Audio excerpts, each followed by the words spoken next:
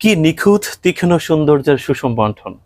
আমাদের একটা গ্রাম ছিল, সেই গ্রামে গোয়াল ভরা গরু ছিল, ছিল পুকুর ভরা মাছ। প্রতিটি বাঙালির সাথে এই গল্পটি অতপ্রতভাবে জড়িত। 2013 সালে জাতীয় চলচ্চিত্র পুরস্কার প্রাপ্ত সেই মুভিটির কথা মনে আছে? মৃত্তিকা মায়া। এই মুভির একটি বিখ্যাত ডায়লগ আছে, সেখানে বলা হয়েছিল, মাটিই তো সব, মাটি থেকে প্রাণের উৎপত্তি, সবগুলো প্রাণ মাটিতেই বিনাশ। দেখেন, মাটির তৈরি গোয়াল ঘর। চিরায়ত বাংলার গ্রাম গ্রামান্তরে কত সুন্দর সুন্দর দৃশ্য চোখে পড়ে, কত সুন্দর সুন্দর পুরাতন স্থাপনা চোখে পড়ে। আমাদের ঝিনাইদহের মিয়াকুণ্ড গ্রামে এই গোয়াল ঘরটি দেখে মনে হলো আমরা সত্যিই বাঙালি, আমাদের শেকড়, আমাদের অস্তিত্ব মাটি থেকে তৈরি। দেখেন, এই মাটির সাথে যে মায়াটা, এত তাপ বাইরে, ভাবসা গরম, কিন্তু এই গোয়াল ঘরের মধ্যে খুব শীতল পরিবেশ, কারণ এটা মাটি দিয়ে তৈরি।